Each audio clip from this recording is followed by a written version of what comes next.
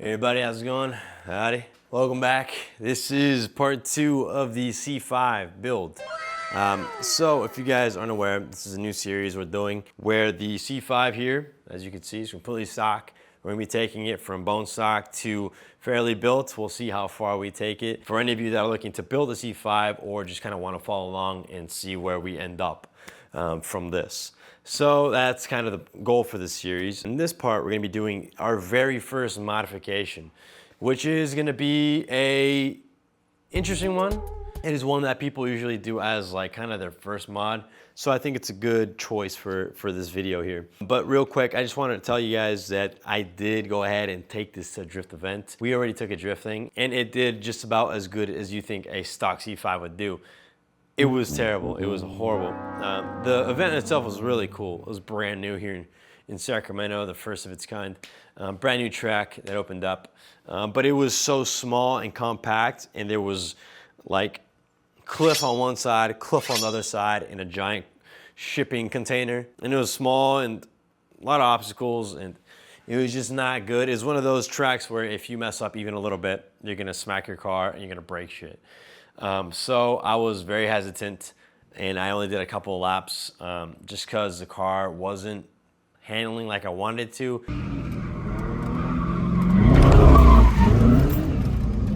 Oh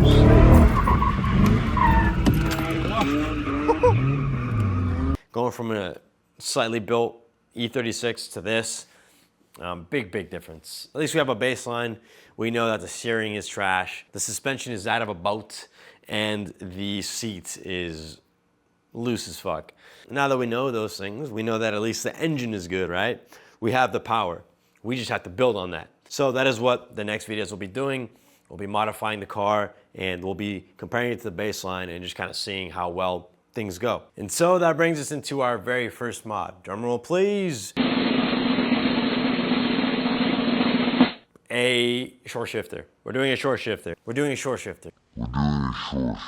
It's gonna solve literally none of our problems, but it's a good first mod. A lot of people like to do it as their first mods. We're also waiting on a bunch of parts that are coming in soon. This is just the first one that's also just showed up. But I think, like I said, it's a good thing since a lot of people like to do this first. So that's what we'll be doing. Short shifter, I went with an MGW Solutions. I don't even know if Solutions is in the name. Maybe it's just MGW. Huh? I don't know. I've heard a lot of good things about it. Possibly only negative is that it might be too notchy, but we're gonna give it a shot. This is what it looks like. And there's a lot of extra pieces that I don't know what they go to. We're kind of gonna be figuring that out together, I think. But that is the goal for today. Install a short shifter. The throws are incredibly long stock.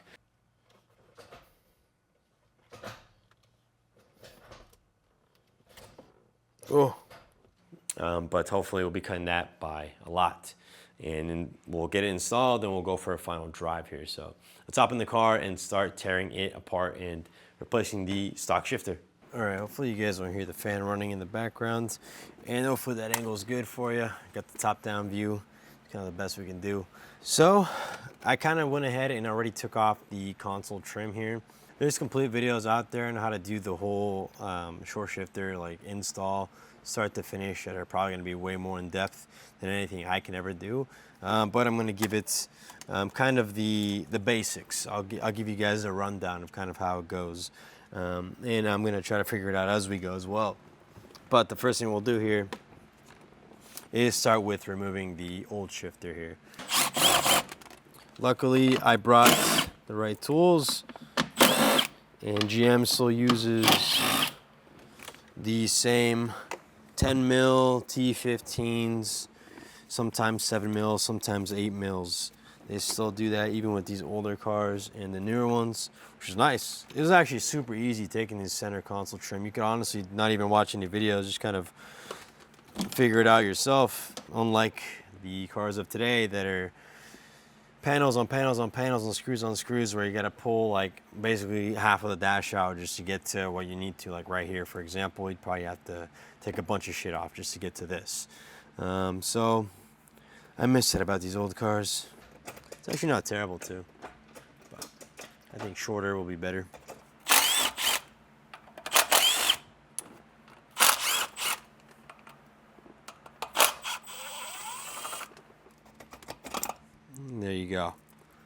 comes off pretty easy.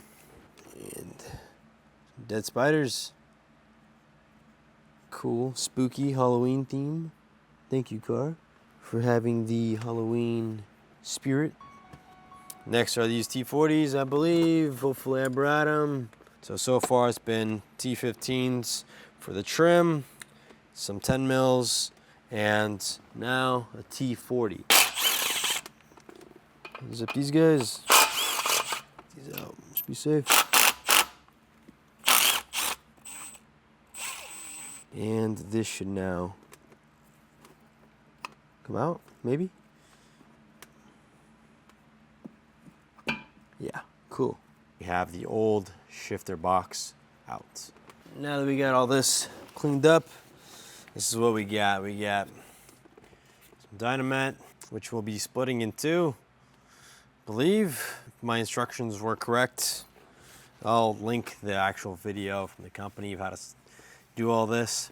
We got 3 heat shield pads. First, we'll start with the Dynamat here. We're gonna go ahead and cut this bad boy in half. Bada bing, bada boom. Okay, don't listen to me actually. Don't cut it in half. You want one of these to be able to slide in between these 2 aluminum posts. So we're gonna have to snip this a little more. Leave one longer than the other. Note to self, shorter piece. Does it fit in between? Sort of? Yes, it does. We're just gonna say it does, all right. We're gonna jam it up in there as far as it'll go and just kind of try to sit it down into place. So now that we got that part in, we got our second Dynamat sheet. And we're gonna shove this in there. And we're gonna try to shove it below this one, where this flange is, underneath it. Bam. And just kind of wrap it around as best as you can. They advise not layering it, not doubling it up right here. You wanna keep this area thin, I guess, right on the lip here. So shove it up in there as far as it'll go. Yeah, boy. Kind of just bring it up to underneath this lip. And that should be fun. I believe these 2 big ass ones are the same size. Yep. They're gonna go down in here. First one's gonna come in here. They were saying about 1/2 inch down on the driver's side here. No regrets. Oh, whoa. Oh, it's all bad already. I don't even know how good this stuff works, so whatever. Boom, slapped in there. Perfect, beautiful. Cake, piece of cake. Next super long piece is gonna go in here. All the way down here, all the way. See how this one goes. This is gonna be worse. The bottom here kind of bunched up, but fuck it. It'll be just fine. I think the main thing is not to come over this lip here again. I keep it just kind of level there. And the last piece, this little T piece is gonna slide in right here. Oh, not so bad, huh? Easy peasy. Great success. Good luck to everybody doing this. All right. So here's the rest of our stuff here. We'll take it all out and kind of try to figure out what we're gonna do. This is what I'm hoping it is. This should be the lower box portion. All right. Already lubed and everything. But I believe we have to grab a part off the old shifter. This part here off the old shifter. All right. Guess can't make money off the old one now, huh? And let's see. Oh, came out. Sweet. Just gonna clean up this piece. Luckily, it does come with the tool too, which is pretty cool. We're gonna have to put this and this. Simple enough. Oh, there it goes. Cool. Stick this in there. Take this off. Stick this in there. And I believe this is how it goes in. The long part going over here. Comes with Loctite too. They really did include everything. Actually, they better include everything for the price. This thing is not cheap, I'll tell you what. All right, we now have bottom piece completed. We're in the final stretch. Now that we have the lower portion assembled, let's see if we can manage to get this in the car, huh? Or if it'll fight us, perhaps. Let's see if we can get it in. Cool. And this wasn't in the video, but it actually comes with a tool to help align everything, which is gonna make this a lot easier, I think. So now that we have this in, we can just drop the tool in, and it comes with some screws to get it all lined up. So you kind of make this dummy-proof, which I like. Whoa! Dangerous, dangerous. That would have been really bad.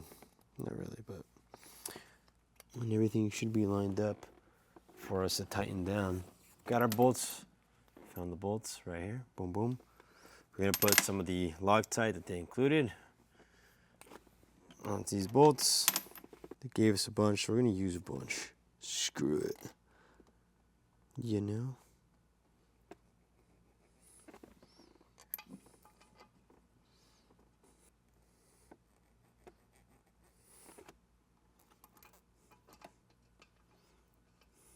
All right, so camera died, but basically just tying the 3 bolts down as tight as they could go.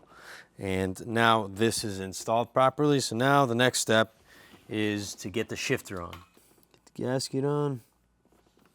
There's a shifter. Grubby little shifter. Bam.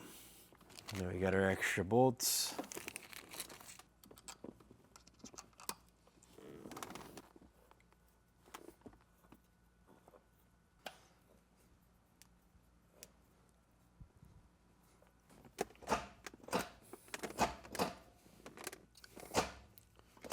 Seems pretty good. All right, so now we got the 4 main bolts in. Now there's some locking bolts here on the side. Just want to tighten down. As long as we don't have to do this again, should be good, you know? There's 2 here in the back, 2 here, and then there's 2 in the front too. We now have 4 and 4 set screws and the main screws. And this is this is tight. Jesus. Look at that. Bucket side to side. That is very tight. Very cool. All right. Now, almost done here. Now we just gotta install a shift boot. So to install this, we're gonna cut it right along here. Cut all this off. Basically, cut along here, and then fit it on. And we're in the home stretch. All right, got it cut out, as you can see.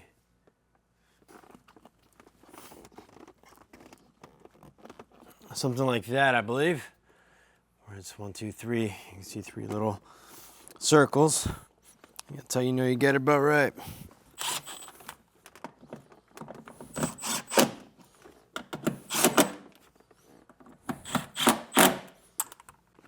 All right, and we're back.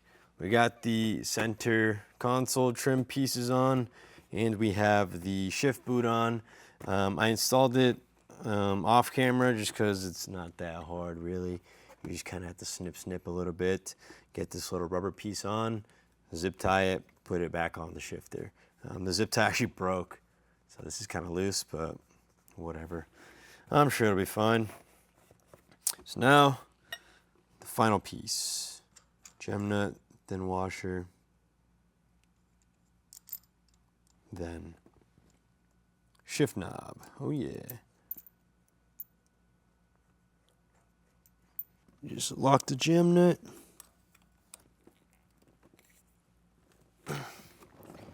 And boom, it is now done and installed. Let's see, let's go through it. First, second, third, fourth, fifth, there you go, sixth, and I think that's reverse. I don't know. There you go, it's reverse. Damn. Reverse is a little hard to get to.